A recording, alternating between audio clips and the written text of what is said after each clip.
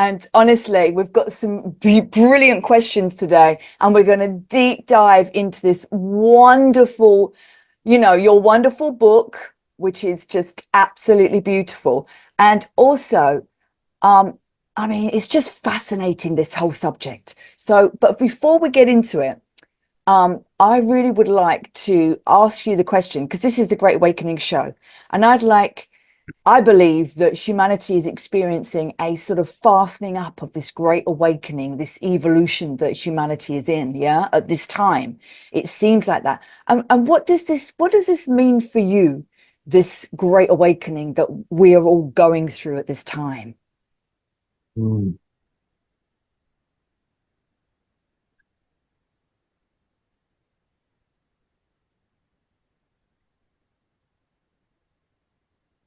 The true purpose in life is to discover who you are. That's what we're all running around this world trying to find. We don't realize it, and that's okay. It's not our fault that we don't realize it, because in this country, or this, even in Europe or Western Hemisphere in general, it's just not presented to us. It's not made available in any sort of education system, religion systems, any man-made systems. And if we had this knowledge, we could turn it back onto ourselves to answer the question, who am I? And in that, it would start to work its way into the world, and it would, you could say, solve the world's problems, at least take them down significantly, right? And that is what that really is you're losing the ego. The sense of individual is losing interest in its own self-interest. And when you lose interest in your own self-interest, all that remains to be interested in is everything else but you. So you start to serve the world instead of serving your egoic self. Wow. Absolutely beautiful. Yes. And as my guru would say, earth peace through self peace. It has to come from the self predominantly. That's what we're here to know about, to know thyself, is it not? It is exactly why we're here. If we want to know our true purpose, that's our purpose, is to know ourselves. Selves. It's almost like, if you want to put it in business terms, a purpose and mission, right? That's a business has this at its forefront, or at least it should, right? But your purpose is to know yourself, and when you do that, you automatically serve your mission. So by being yourself, you serve the world. Yes. And this world at this time needs serving. We need to be of service to others, So awakening ourself is going to help others to awaken to their self, is it not? That is true. Yeah. That is true. And this is where it gets, you could say, radical, is that nobody does that. Mm, Nobody does serving the world peacefully, mm, right? Because ego, its inherent nature is agitation. So how can agitation radiate peace and stillness? It can't. yeah. So you have to get prior to ego, which is self, and rest in self. And once you know self directly and inherently, it serves all of those beautiful qualities for you. That's the manifestation coming through you, with no agitative ego blocking it in any way. Wow. That is so true. The true self and the false self. Yes. Um, so please tell us, our audience, what non-duality, also known as, now I don't know if I'm pronouncing this correctly, All right. Advaita Vedanta is. Did I say that correct? Yeah, yeah. So non-duality is the English word for the Indian philosophy of Advaita Vedanta. Vedanta. Vedanta, where Advaita literally means not to. So it itself is non-dual. And then Vedanta is actually a body of knowledge at the end of the Vedas. And we could call that a philosophy, but it's more of a way of life. So Advaita Vedanta is a way of non-dual life, or a way of oneness. It's a way of one. And Advaita says that this one, there has to be only one here. There's just one substance in all of totality appearing as many. Yes. And that one substance is awareness. Yeah. Is soul consciousness. Yeah. Awareness, consciousness, yeah. Existence, being, all of these words are synonymous. Right. They all mean the same one substance. And this is where it starts to get profound, because, hey, I'm aware. You're aware. We're all aware. Therefore, we have a direct conduit back to this one substance that's generating all of these appearances out of the one reality of awareness. So this is how I see that. Yeah. As a yogini, we come from the supreme soul, God, goddess, source, non-duality, the singularity. Yeah. And as we come down, the soul comes down, becomes denser into this duality of it separates, and therefore is born into every individual person. But it's the same soul consciousness within every body. It's the same of the part of, it's the flame of God, goddess within absolutely every single one of us.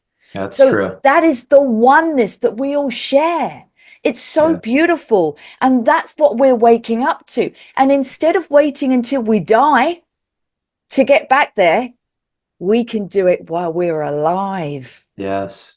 In the body. Die before you die. Right? So what's dying? The body's not dying. That's where, if you come into this without any help, you might say, do you want me to kill myself? What do you mean die before I die? I don't know anything other than this body dies. No, the body's innocent. The body is a jata. It is, it's actually jata. It's benign. It's innocent. That's not what dies here. What dies is the belief that you are somebody. The egoic mind dies. Ego death. And that the veil comes off, and everything that's always been here remains, right? Because we're not gaining anything new here. We're just remembering what has always been. Yes, it's a remembering. It's a remembering, because we have been reincarnated so many times. It's a remembering of all those parts of ourselves, of our soul consciousness, that we are a part of the divine, And in I've read lots of the Vedas, and please tell us about, it's the same thing. The identity shared, this is what we're talking about. The identity shared between Atman, the individual, and Brahman, the ultimate reality, if you like, God. This is what we're talking. It's the same thing, isn't it? Yes. Yeah, where the individual, you could call it soul, because the ego wants to own the soul, right? Because it Yeah, owns everything. that's But right. when the individual being realizes that it's also God's being, that God is sharing his being through all of us, Yeah, as you mentioned earlier. So yeah, yeah, it's that remembering where Atman is a person, right? It's an individual, and then Brahman is God. So when it's realized that yeah, the individual's existence is God's existence, there's that remembering of, oh yes, I remember. And in that is the experience of peace. it's that Right? Because union, don't you think, Scott? It's the union. It's because when we come down, we're separated from that, and we're always trying to find that other part of ourselves through maybe a love, divine union connection. But that's that union of our individual soul consciousness with the true Mhm. consciousness, with the one consciousness. Yes, it is a union of beings, but there's only one One being, being, yeah. And it's right? quite This tricky. this is where the word Advaita comes back into play, Mm, because it says it's not two. The other way that it's described, it's one without a second. And what they're trying to describe is that there isn't even one here. Even awareness isn't one, because one has to stand apart from something else to be one relative to something else. Now you have two. hmm So that's duality, Yeah, where Advaita comes into play is that awareness never came into existence. It's eternal. yeah, So it doesn't stand apart from anything else. That way there's no union, because you need two things to come together to unify. This is yeah, just pure oneness. yeah. And you are that. But That's that's, what you are. yeah. And that is the trick of not remembering who we truly are, of not remembering our past lives, of not remembering that we are the divine, that we are all one. It's the separation that brings frustration. It's the ego personality that takes us away from that oneness, because it wants and it needs, and I believe that in this duality, in this realm of duality, because this is not a true reality, it's just a place where we come and learn, isn't it? Like the true reality is the spiritual world, the oneness, when we go back into heaven, if you like.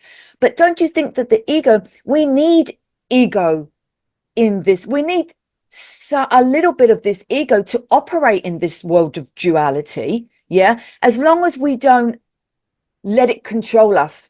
We have to use the ego as a tool, to live a little bit. No, No, you don't think so? zero. That's what makes this message so absolute. There's only one of you, right? When you ask yourself, when you turn your attention within, there's only one of me. What is that one? Who is that one? And when you turn your attention in to see if you're an individual or not, what remains is everything, is being, is the one reality. And when you come in line with that, that's being in line with reality as it manifests, and nobody has to do that. It's this is what's been carrying us our entire life anyway. The ego is an afterthought, and this has been proven scientifically, that the ego comes in anywhere from 6 to 8 seconds later and claims that it did the reality that happened 6 to 8 seconds prior to it saying, I made this decision. So the answer is no. We do Mm, not need an need the ego ego. to do this life, because the ego has never done this life to begin with. So is it a dissolving of the ego or just a merging of it into that oneness? So an ego can't get out of itself. It will play the game, as we all know, the game of spirituality, the game of ego dissolution, whatever game, whatever identity that it has to morph into, it will do that to survive. What has to happen is the ego, while in the waking state, in this conscious state, it has to turn within and see for itself who it actually is. And the more time it spends in self, remembering who it actually is, it just naturally dissolves. It doesn't do the dissolving. It's self that's like pulling it in. And this is grace. This is the grace of the divine. Yes. It's because again, ego can't absolutely get rid of itself because first it has to come into existence to then try and get rid of itself. Yeah. But it's got a predicament because first it has to come into existence, apparent existence, to try to get rid of itself. Yes. And then come into existence to get rid of itself. It can't get out of itself. It has to see who it actually is. And when it does that, it dissolves from the root out. That's like the soul conscious awareness is the observer. Yeah.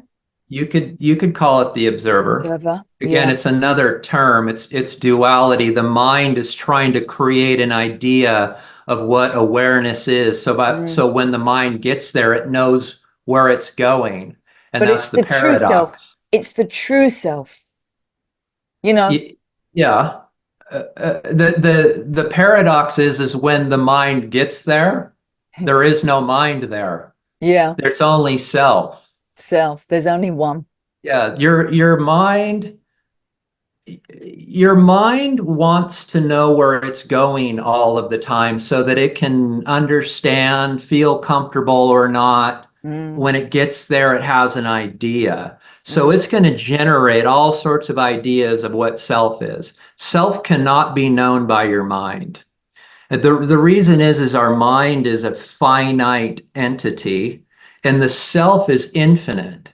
And the finite mind is trying relentlessly to get its arms around the infinite, to know the infinite and label it and call it its own. But it can't.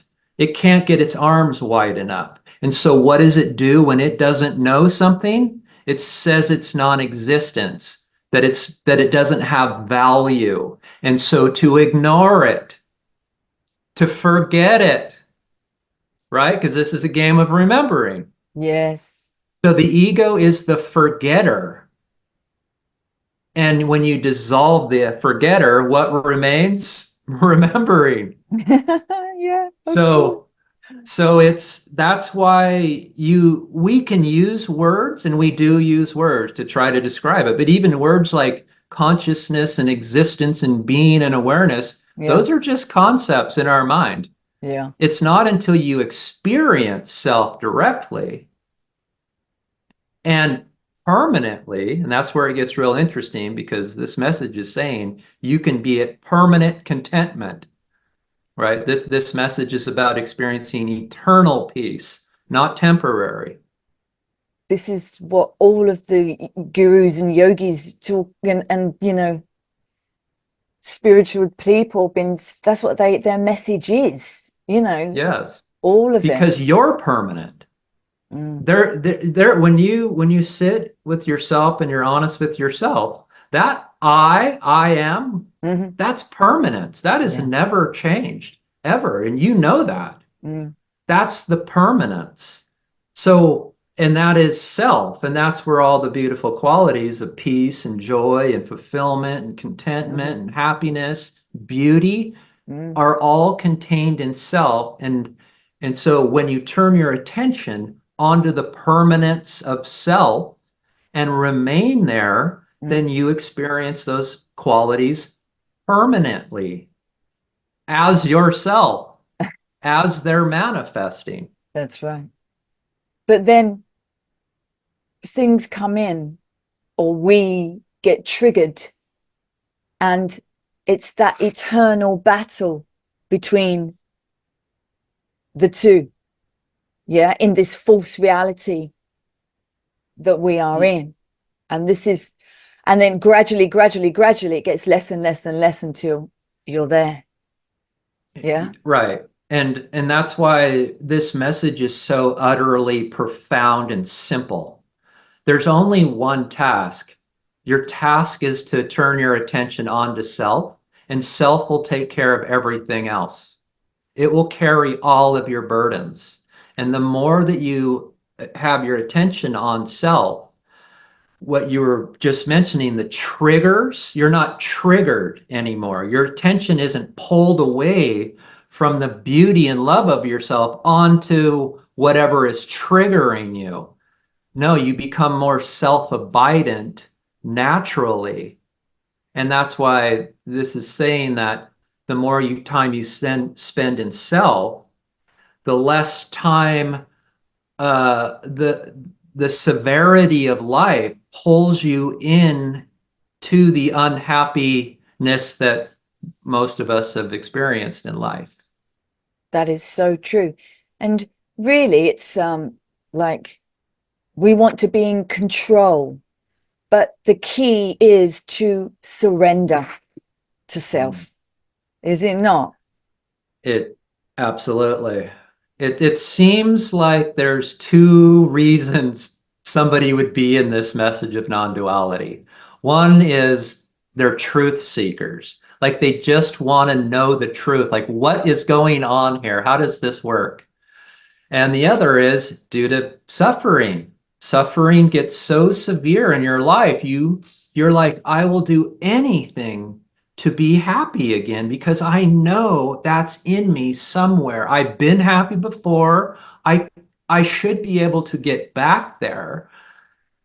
But the issue is then we go out into the modern world for these solutions and we'll try all of them. I mean, I've got a list a mile long of everything I tried before I surrendered. Yes. It But does they're take a all, while. it does to get here because they're all outward movements. Even, meditation, you're meditating on your mind, or your breath work, it's on breath, or you're doing yogic poses, or you're in talk therapy, which is an outward movement. Everything in our modern world is designed to move us away from the answer of ourself. So true. It's and again, we don't want to beat ourselves up for how it's worked so far. This is a game. It's not a game. This is a message of love. Everything is pointing you back to this. Even the movement away from ourselves, and even the issues we have in the world, they're all reminders to turn within. Yes, so true. That's so beautiful. And your beautiful book, Love Outpouring. It's just what a beautiful, beautiful title. You say, and this is what you've been saying, that we can experience ever-present peace and happiness in today's world. So just tell us a little bit about your book, Love Outpouring. So I wrote Love Outpouring for two reasons. One of them was to show my love and gratitude for the sages and the teachers and the culture that has kept this knowledge alive, that has set me free. There is a body of knowledge in this world that when you encounter it will set you free from your suffering. And so that's the love that you sense all the way throughout the book. But the book is really written for the reader to realize what I have with this knowledge. And so I do that in a multitude of ways, right? I can tell stories and metaphors. I have direct examples. I've got practices. I've got questions. The whole book is feverishly trying to get you to turn your attention away from the world, even the book. I even say that in the book is not the answer. That's You're the right. answer. This book does not contain the answer. The answer is contained within you. Yeah. So all I'm trying to do throughout this whole book is just come up with different creative ways to have you see what I'm trying to point to, Mm. which can't be put in words. These are all of the books throughout history, the sacred texts for thousands and thousands and thousands of years have been trying to describe this. That's so true. Bhagavad Gita, all the Upanishads. Yes, that is so true. And Yes. so, and it's like we live in this duality, and in the Vedas they call it Maya. I call it Maya, the matrix. And it's like that, this false construct of all of the, where the ego resides and the temptations that take us away. It's always taken us away. It's always taken us out there in the 3D, taken us out there instead of, with all of its temptation, isn't it? Instead of, going within. And as you said, there aren't many, really only the Eastern philosophies talk about this, Yes. about going within. I mean, Jesus said, know thyself, the kingdom of heaven is within. Yeah. That's right. I mean, there's so many beautiful things in the Bible that Jesus said, about the eye, let thy eye be single, the third eye, and your body shall be full of light, and that's what the ancients in the yogis talk about, the light within and the divine love light energy within. It's just so beautiful. And I think nothing on the outside can fill you up. No money, no, alcohol, no, nothing, nothing can give you that, because that is separation, isn't it? Yes. You can Yes, it only is. fill yourself up from yourself. Yes. Yes, and it doesn't say that everything you mentioned is wrong. Money's not No, wrong. Going out to drinks with your friends it's not wrong. that's the Buying a world. house is not right. It's like It's the this world. is this is how Maya is playing out. Yeah. What is wrong is when you take that as reality. Mm, When to use your what you were saying, it's those are things that are separate from you. mm, So when you come home to yourself, you experience the one of yourself, and that's all you know. So when you so-called peer back out into the world, that world isn't separate because all you know is one. This drops the distance between you and all that is other, apparently other than you, into the one love of yourself. That's why I say you perceive the world as you experience yourself. So if you experience yourself as a limited, contained person in this body that ends at the skin, and then there's distance, and then there's other things, well, because you experience yourself as an object, then everything else becomes a thing that's another object. But if you only know the oneness, the one reality of awareness of yourself, then that is all you know. yes. So even though the world is appearing as it's not appearing separate from you, it's appearing as you. A pro The projection. Yes. Yes, of course. Because as in our belief, what we believe is what is true for us, isn't it? So it's This all, is prior to beliefs. yeah. Your self doesn't have to believe in itself. It It just just is. is it. Yes.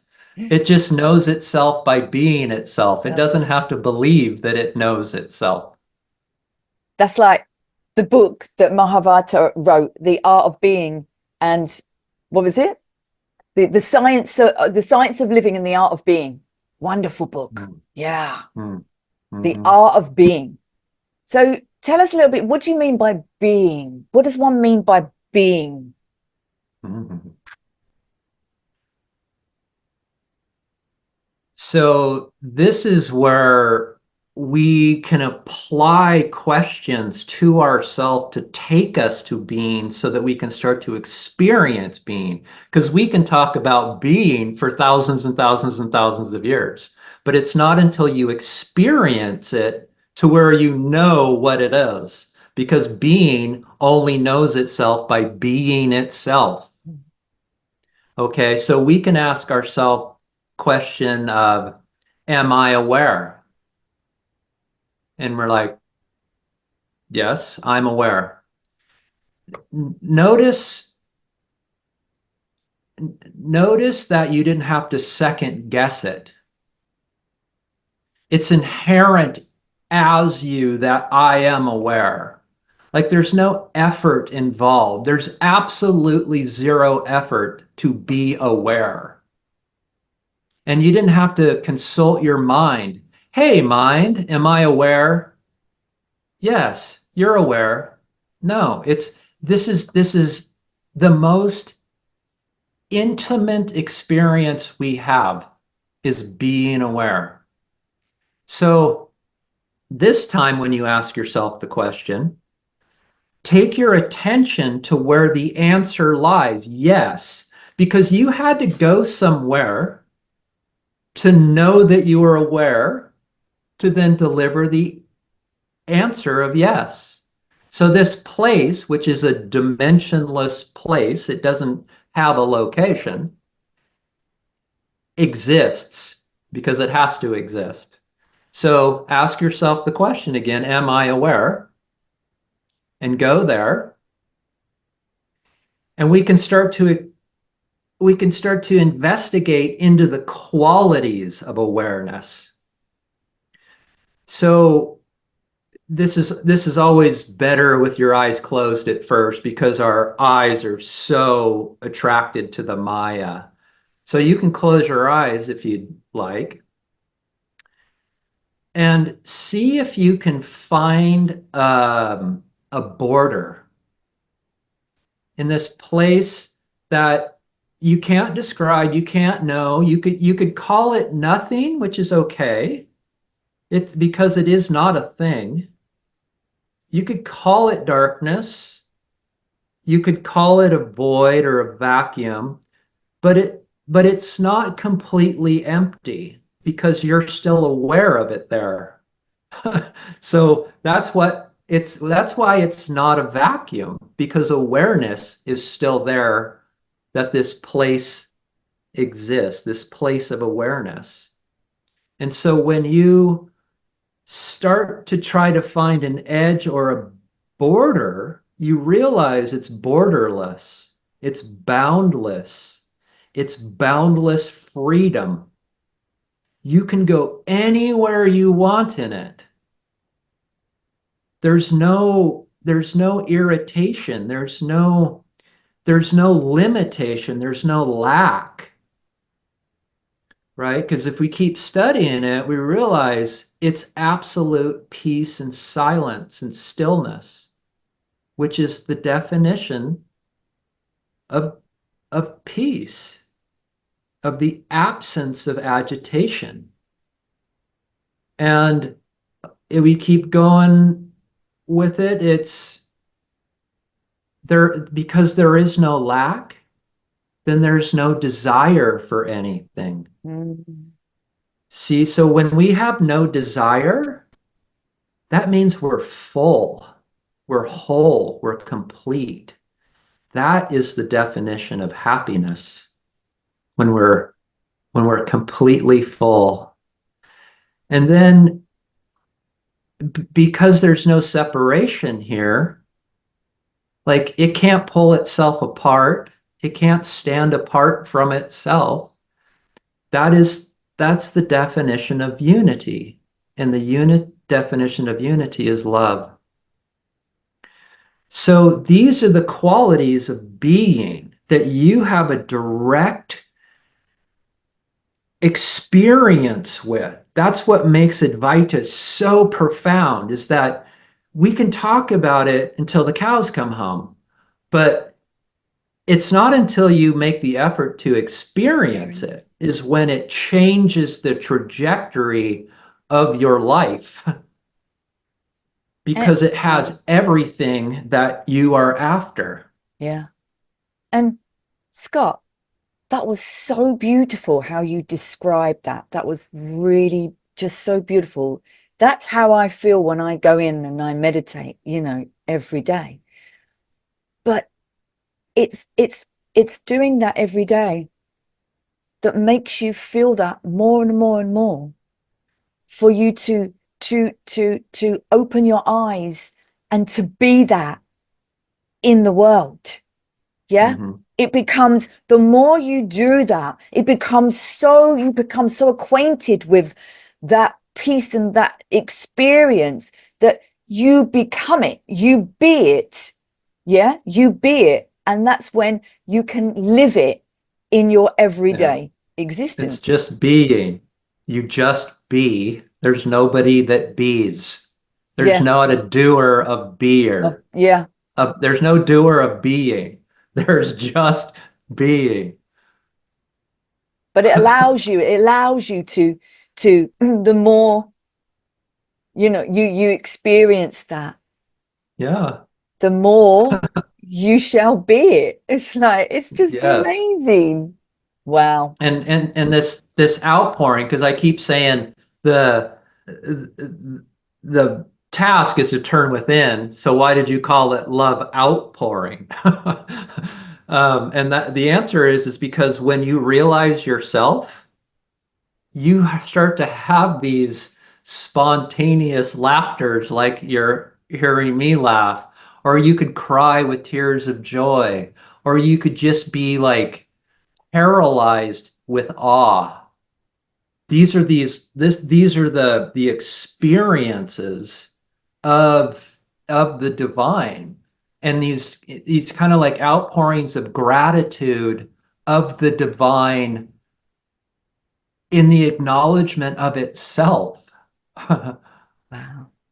And because you are emanating, you're being that, you're emanating it.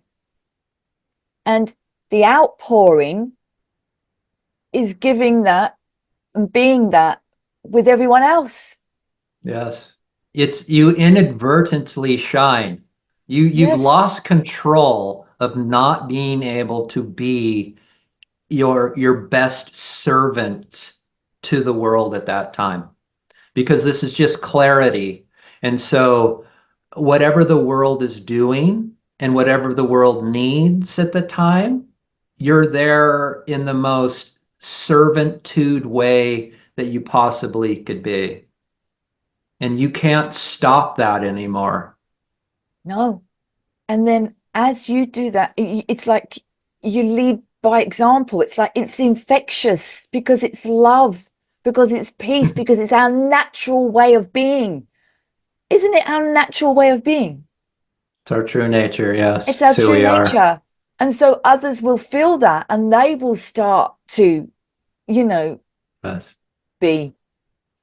Well, yeah, because you realize that since everybody else is none other than yourself, there are no others anymore. There's only yourself. And all you want for yourself is for yourself to be at peace with itself. Yes. And so, yes, when you see people suffering and, in anger and just frustration, you're just like, I wish you could change. I wish you could see it differently, and whatever that means at the time. If you know the person, you can console them or whatever. But it's just about being yourself. Yeah. It's words almost don't have any impact. They're not as impactful. Yeah, Mm. you could say it's just the radiance. Yeah. And that means it's all one. When you make conflict, you're just hurting yourself. When you Yeah, harm another, you're harming yourself. yeah. When you give out love, you're giving love to yourself. And that's Hmm. what Jesus said when he said, do unto what you would to others to yourself, because everything you give out, you receive back, because there's only one. We're all mirrors to each other, showing each other's Yes. light and dark aspects.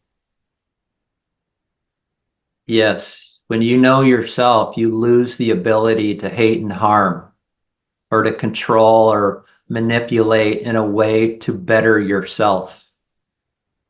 It's not there anymore. And this goes all the way back to your first question, like how can this change the world? Well, this is it. When you know yourself, you lose the self-interest, you lose the ability to hate, harm, manipulate, control.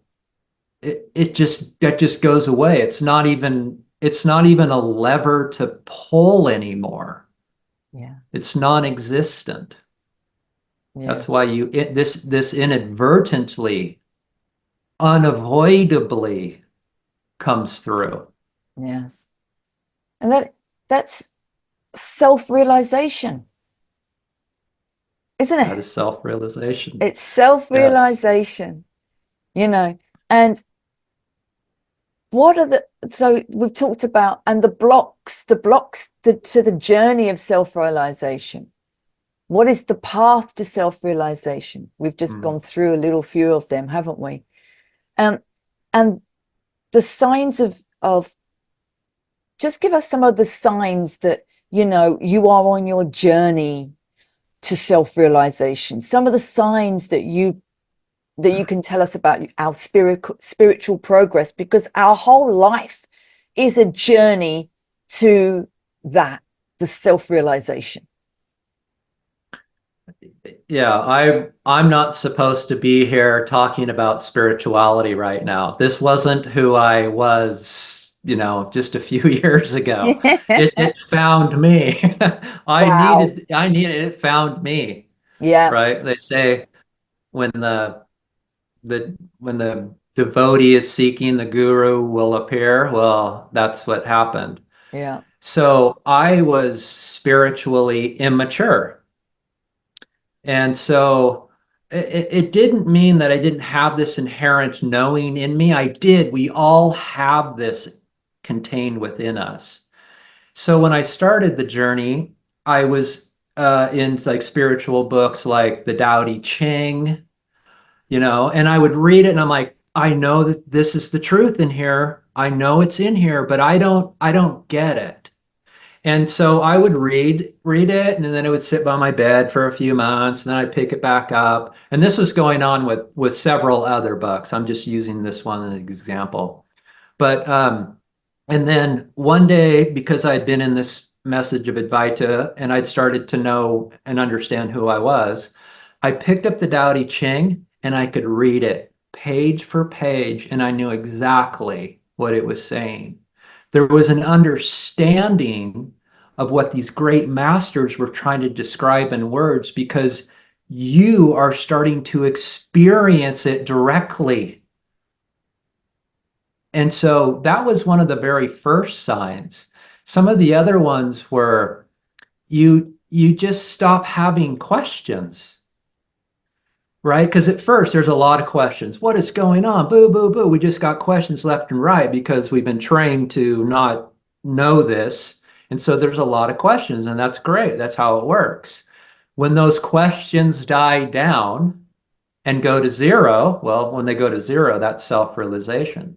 The reason they go down is because you're starting to know the answer. You are the answer. So the more you know the answer, there's less questions about the answer.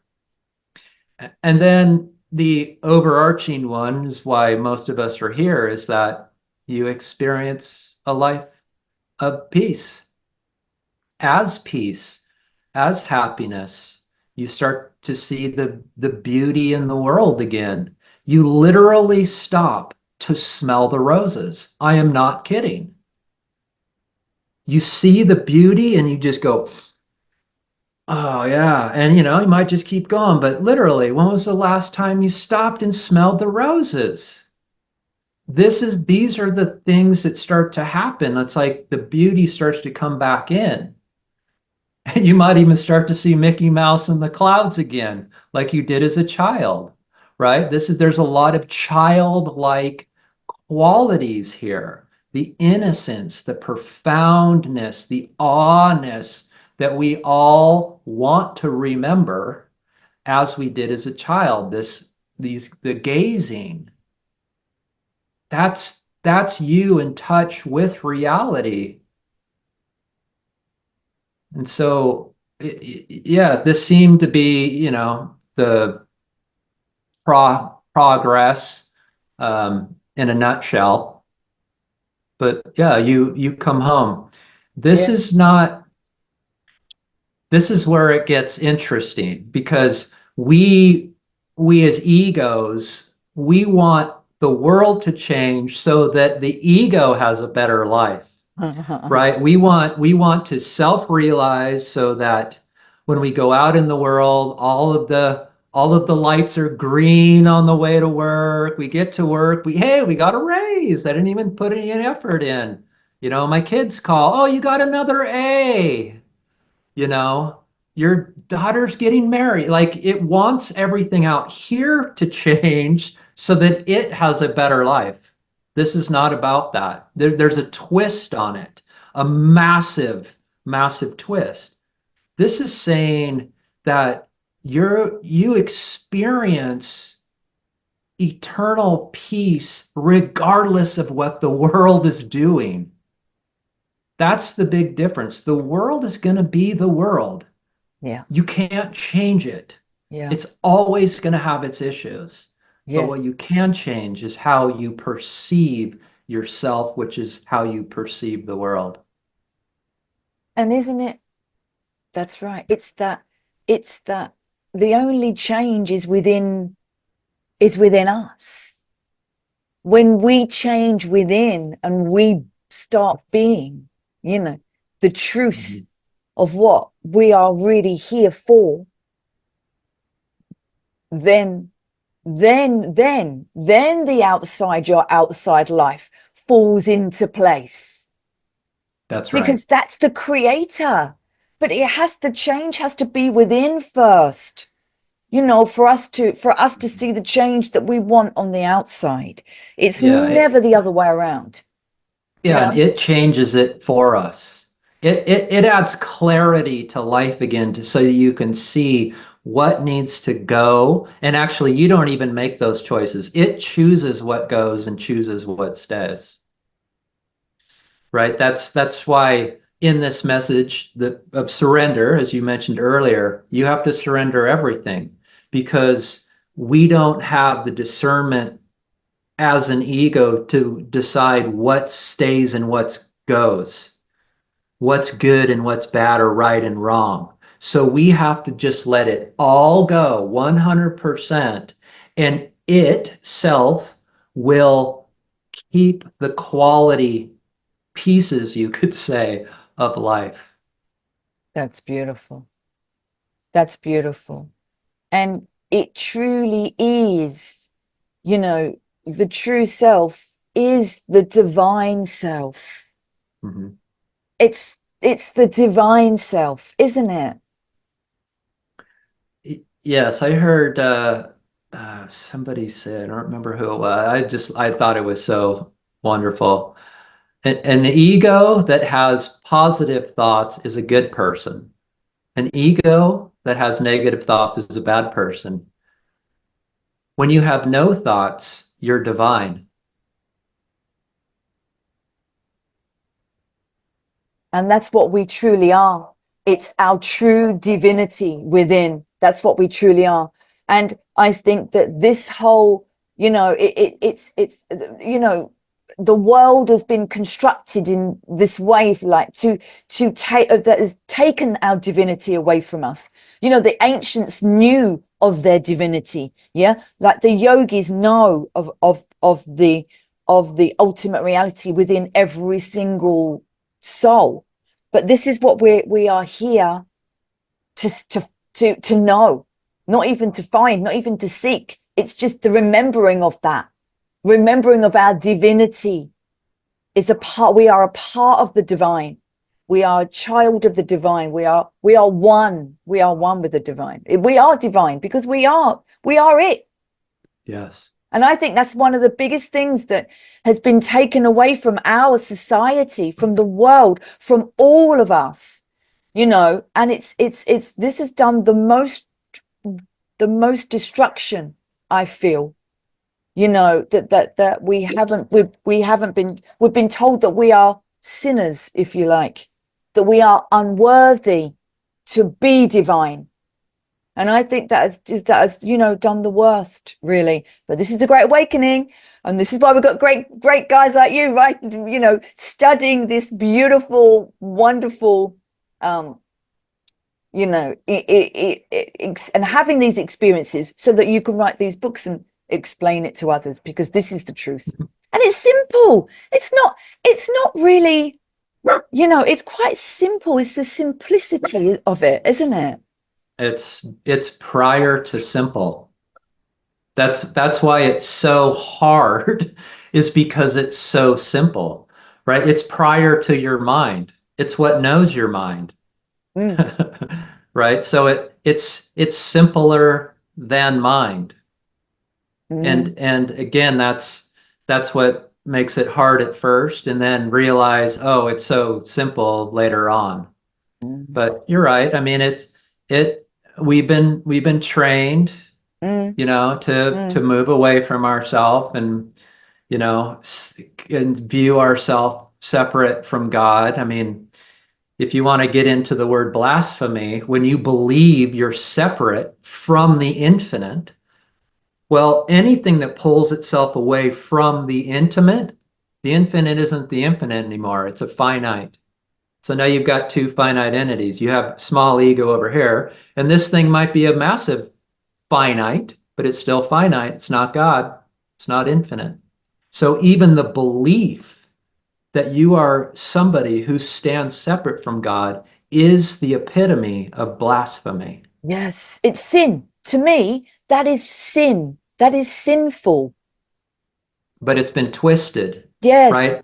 Because we've been told, no, sin is when you think you're God. That's blasphemy.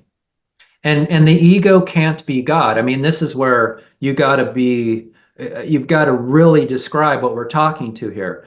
It's not an individual person contained in this body that is equivalent to God. That is not it. That's what separation from God is. When you remove that entity, you become in line with him, as him. Yes, exactly. It's beautiful. It's beautiful. And this, and what you said in the beginning, this is truly what is needed and can save the world, is the realization of self. Yes, know yourself and the world will work itself out. Yeah. But how do, it comes back to, how do you expect to help others, help anything other than yourself, or know anything other than yourself, if you don't know yourself first? So this is saying know yourself, and then you are the best equipped possibly you could be to serve others. Yes. It's kind of like removing the number 1 from the number line and then thinking you know what a 2 and a 3 are. That's what we do. We skip over 1, and then we're out in the world thinking we know what a 2 and a 3 are.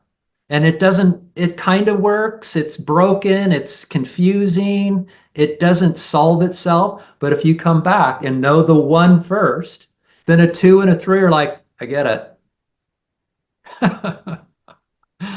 It is that simple, isn't It's it? totally. It is that simple.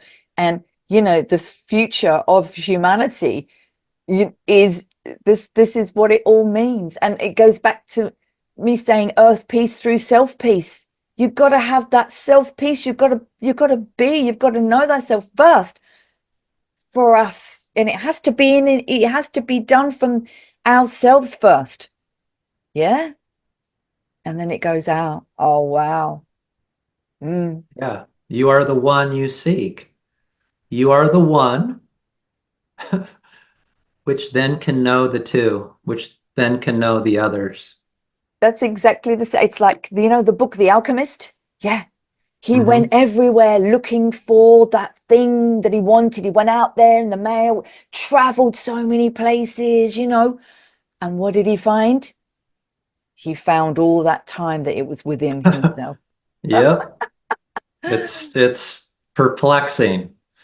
And then you smile and you laugh and you're like, wow, I was trying so hard. Yeah, I went with that religion, I went with that Yeah. people, I went over there, I traveled, I did that, I went to the Christianity, I went everywhere.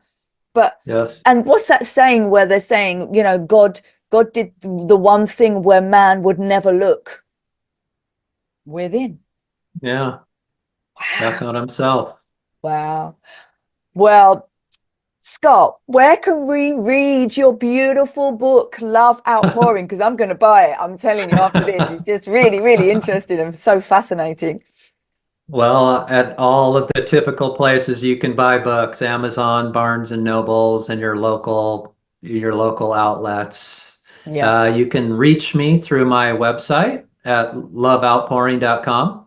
You can find my email there if you got questions. I do give free one-on-one non-duality sessions, so you could just go to my website and sign up, and we do this.